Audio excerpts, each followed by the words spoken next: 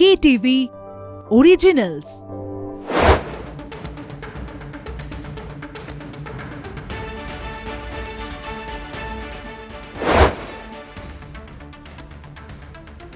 ত্রিমুকুট জয়ের স্বপ্ন অধরাই, মোহনবাগান আইএসএল ফাইনালে পরাজিত, ম্যাচ স্কোর 3-1।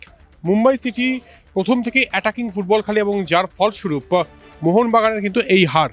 কিছু ক্ষেত্রে এটাও বলা হচ্ছে যে ট্যাকটিস যেটা হাবাস নিয়েছেন সেটা হয়তো ফলপ্রসূ হয়নি বা সেটার বাস্তবায়ন এই সবুজ গালিচায়, যুবভারতী সবুজ গালিচায় করতে ব্যর্থ হন মোহনবাগান ফুটবলাররা।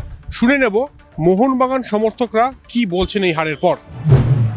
হারাটা একটা আলাদা ব্যাপার, আর না খেলে হারাটা একটা আলাদা ব্যাপার। হতাশ সবাই থাকবে, সবার একটা এক্সপেকটেশন থাকেই, সেই এক্সপেকটেশন মেট না করতে পারলে তখন হয়। প্রথমে স্টার্টিংয়ে খুব ডিফেন্সিভ খেলা, মোহনবাগানের ওকে খেলা শুরুও করে না, খেলা যেমন করে শুরু করে আগের ম্যাচেও আমরা দেখেছি সেরকমভাবে খেলা এক্সপেক্ট করেছিলাম, সেরকম হয়নি, তাই আর কি করা যাবে।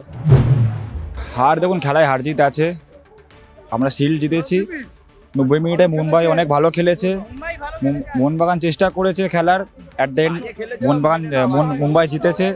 অনেক ভালো খেলেছে মুম্বাই, তো they deserve the shield, they deserve the cup. তো ঠিক আছে, মোহনবাগান শিল্ড জিতেছে, আমরা এসিএল আরও ভালো করব, ফিউচারের দিকে দেখা যাক, কোনো ব্যাপার নেই।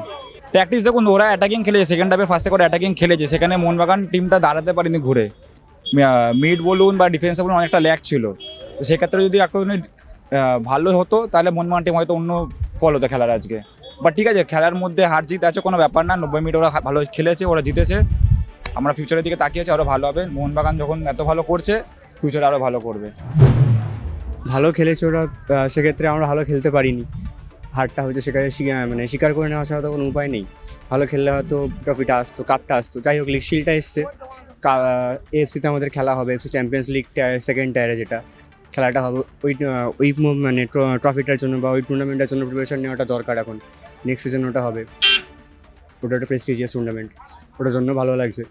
এটা একটু জিতলে আরও ভালো লাগতো, কিন্তু একটু হলেও হতাশ।